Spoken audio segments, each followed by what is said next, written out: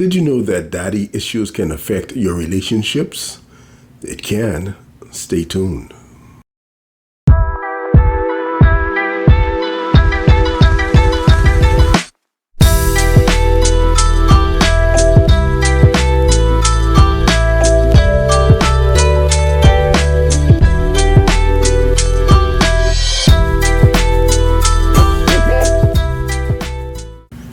Hi folks, I'm Andrew and welcome back to my channel. Now, as promised, we will continue our series of videos focused on subjects or chapters from my new book, How Daddy Issues Can Become God Issues. Now, in this particular video, I want us to focus on a topic or a subject that everyone can relate to. That's the topic of relationships. That's right, relationships. Whether it's a friendship, a love relationship, a marriage, or family relationships, I want to talk about how fatherlessness or daddy issues can affect relationships. Now, normally when you hear the term or the terminology daddy issues, it's never given in a good way. It's never meant to convey compliment.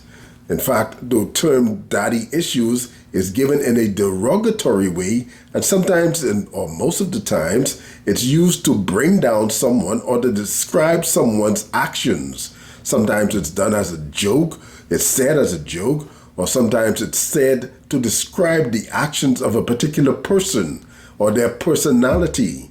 We want to describe, well, they're acting in a certain way, so we say, aren't you having daddy issues? Well, daddy issues can affect relationships. Or let me put it this way, fatherlessness can affect relationships. Now, when I first put this in my book, a lot of people came at me and they wondered, well, how can you put a topic about relationships or marriage or intimate relationships in a book about fatherlessness? Well, that's simple. It's because fatherlessness affects just about every area in our lives. We mentioned this in the first two videos that we did. Fatherlessness affects us in every area of our lives, and relationships is no exception. So in this video, we want to talk about how fatherlessness, or in this case, daddy issues, affects our relationships. Now, even with that explanation, some people still seem to be confused. I guess because somewhere in the mix or somewhere in the conversation, I might say something that makes their confusion even more entrenched. For example, I might say something like this. In this country or wherever there's a wedding, you have two people who get together, they decide that they're going to get married, and they invite friends and family. Sometimes some people invite hundreds of people. They send out invitations, they order flowers, they order cake, they get dressed, they put on makeup, they hire a cameraman, a videographer, they walk down an aisle, they exchange vows, and they even sign official documents to become something many of them have never seen, and that's a husband and a wife. Now, I can see the look on your face. You're asking, Andrew, what do you mean by that? Well, let me explain. Let me give an example. Say there's a boy who's grown up in a single-parent home in a particular state. Maybe it's Florida or California or wherever it is, but in this home, this boy is being raised by a single mother.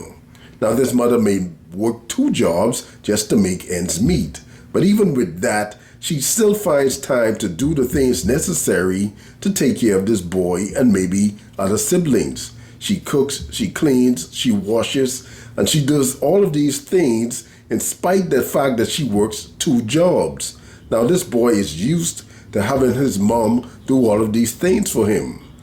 Now, somewhere in that same state or in a different state, a young girl is being raised by a single mother as well. Now, this mother is an independent woman. She's climbed the corporate ladder and she has some form of success. Now, she may obviously, because of the type of job she has, or because by choice, she does not clean and cook and whatever. She may hire someone else to come in and do these things if she can afford it. But she's raising her daughter to think in a certain way. So let's say, for instance, this daughter who's been raised in this home somehow or by chance or by fate meets this boy who was also raised by a single mother from a different home, and they get together and they go out, start dating, whatever, and they decide, you know what, we love each other, let's get married. So they make that decision. But here's the problem. Because both have been raised by single mothers, they each come with a different mindset in this relationship. Now they're thinking different things because of the way they were raised. Now they get together, get married, and what's going to happen? Trouble is going to start brewing. Why? Because of their own mindsets, their own upbringing. They're thinking certain things. Now remember now, neither of these individuals have seen a father in action. Neither of them have seen a husband in action. And also, with the same token, neither of them have seen a wife in action. So they come into this marriage never having seen what a husband or wife looks like because their upbringing did not dictate that. That's going to cause a problem because he's going to be expecting this marriage to go one way, or he's going to be expecting his wife to do certain things or act a certain way, and she's also going to be expecting her husband to do certain things or to act in a certain way. That's because of their upbringing. So that's how fatherlessness can affect a relationship, because people who were raised in fatherless homes have a particular mindset, and we call it daddy issues. And when you have daddy issues and you get into a relationship with someone else, unless those issues have been resolved, it's going to be a problem. Now, what exactly is daddy issues, especially when it comes to a relationship? But before we get into that, let me say this. Now, remember in our first video, we laid out the fact that somewhere between 50 to 70% of homes in the Western world are being ran by single parents. And that single parent, for the most part, is a single mother. So bear that in mind as we get into this. Now, what exactly is daddy issues? The term daddy issues is used to refer to psychological issues that a person may experience as a result of an absent or abusive or problematic relationship with their father, or with someone who is a father figure. Now remember, the term daddy issues is not a clinical term. In other words, it's not used by psychologists or psychiatrists. It's a colloquial term that people use to express how they feel about a particular person and how that person acts, about that person's personality. So the term daddy issues comes up. Like, for instance, if someone is acting in a way that's needy or clingy, they say, do you have daddy issues? Or they would say, I can't bother with that person because they have daddy issues. And that's how the term came about. Now, no one knows for sure exactly when the term came into effect or when it became popular, but it's a term used to express issues someone may have as a result of growing up in a fatherless home. So how can these daddy issues affect your relationships? Well, it happens in a number of ways. For instance, a person may struggle to form healthy attachments with romantic partners. They may seek out partners who are emotionally unavailable or may struggle with intimacy and trust. Have you ever met anyone like that? When they're struggling to trust you, or they're struggling with intimacy, usually those people have daddy issues, or we say they have daddy issues. Also, people with daddy issues may worry that the partner or the person they're with will abandon them at some point in time, or reject them or betray them, and this normally leads to jealousy. Now, jealousy is a big problem in relationships. And when you find someone who is extremely jealous or someone who is extremely clingy or needy, you have to wonder if they're dealing with daddy issues. Now, bear in mind daddy issues is not the only thing that causes problems in a relationship. A person can have a mental problem, or a person can have other relationship problems from the past that they're bringing in the present relationship. All of these must be borne in mind when you're talking about relationships and when you're talking about people who have daddy issues. Now, I want to look at some of the signs when someone has daddy issues. Like when you meet someone in a relationship, you go out with them a few times and you have a discussion, you get to know the person. And there's sometimes, well, most of the time, there are obviously red flags that come about.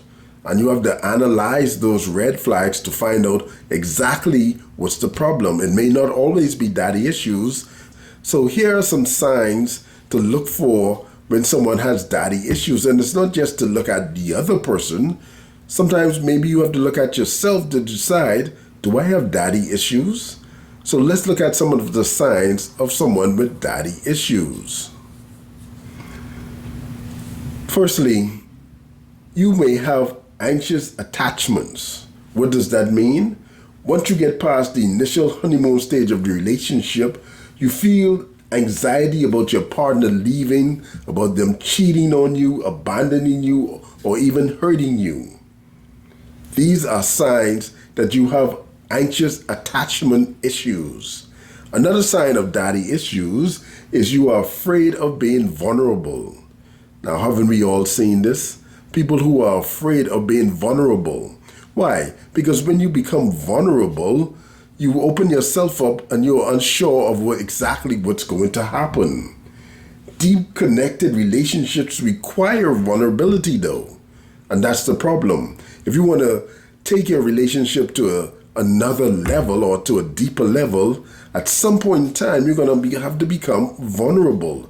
And people with daddy issues have a real problem with that.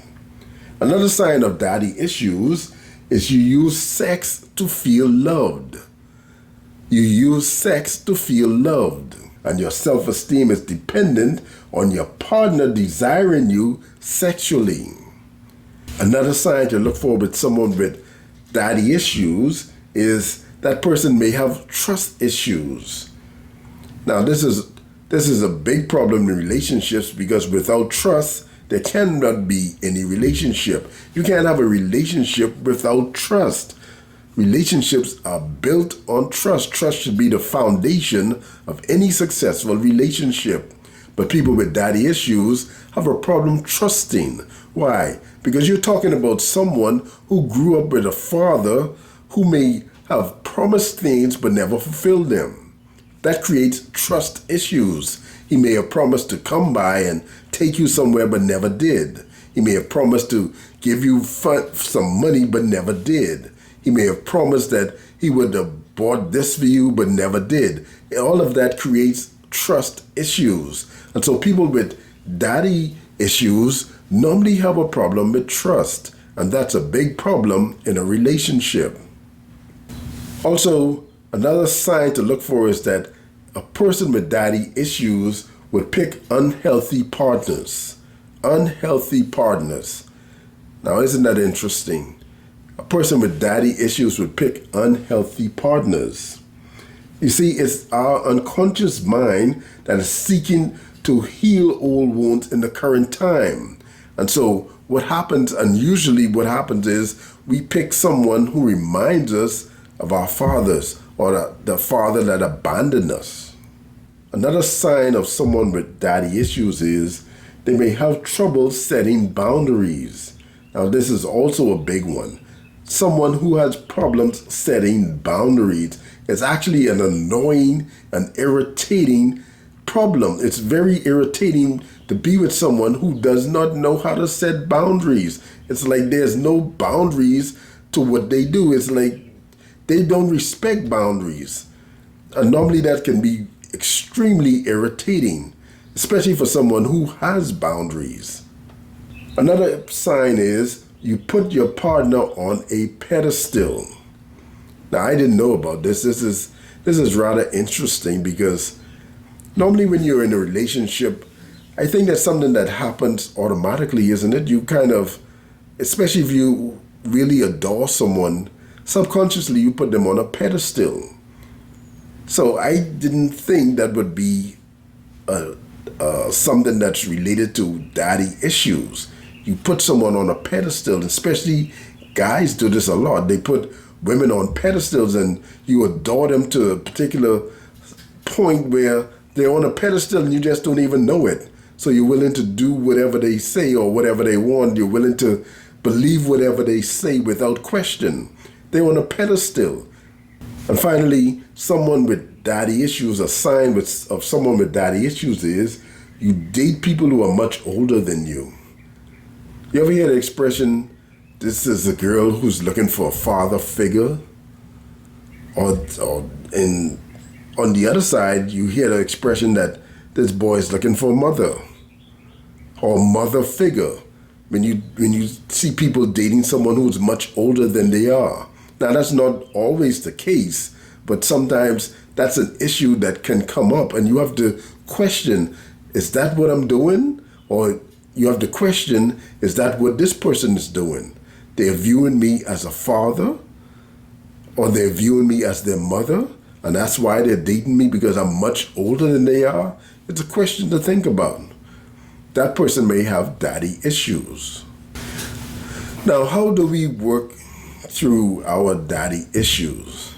Now, how do we get past this problem? Because it is a problem. First of all, I think, as they do in AA, I think that one of the first things you must do is acknowledge the fact that I have daddy issues. But in order to do that, you have to realize or you have to admit to yourself that you're dealing with daddy issues. You know, self-introspection is very important in a relationship. And many people today don't have time for that. They don't have time to sit down and think. They don't have time to sit down in silence and to think and to reflect and decide, is it me or is it the other person? Is it me or is it everyone else? These are the sort of questions you have to ask yourself. And if you realize that you are dealing with daddy issues, you have to first acknowledge that. You have to admit that. You have to admit that I'm dealing with this. Now, once you've done that, the other step is to seek help. Now, you can decide to go see a psychologist or psychiatrist or talk to someone. Obviously, you need to talk to someone you can trust about what's going on.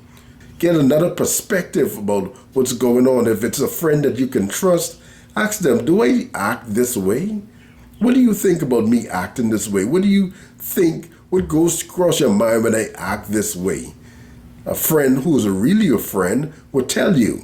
Now, if it's a real friend, they should have told you a long time ago. But if they didn't, that's fine. You're asking now. Maybe they didn't want to say anything because they didn't want to offend you. So we see from all of this, we see that fatherlessness, as we stated before, fatherlessness affects just about every area in our lives, and relationships is one of them. Daddy issues is a serious problem in today's society. Because when you're talking about 50 to 70% of homes that are fatherless, you're talking about 50 to 70% of people or individuals or kids growing up in these homes having daddy issues and sometimes never even knowing it. And it's not until they get into a relationship and they realize something is wrong. I'm dealing with issues and I don't even know what they are.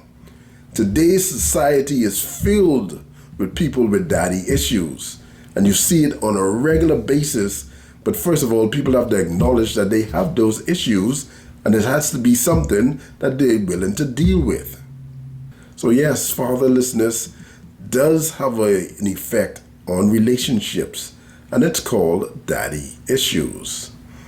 So that's all I have for now. So I'll see you next time right here on this channel when we get back into this book to talk more about daddy issues, fatherlessness, and how it's affecting not just us personally, but it's affecting our families, our communities, our homes, and our nation. And I'll see you next time.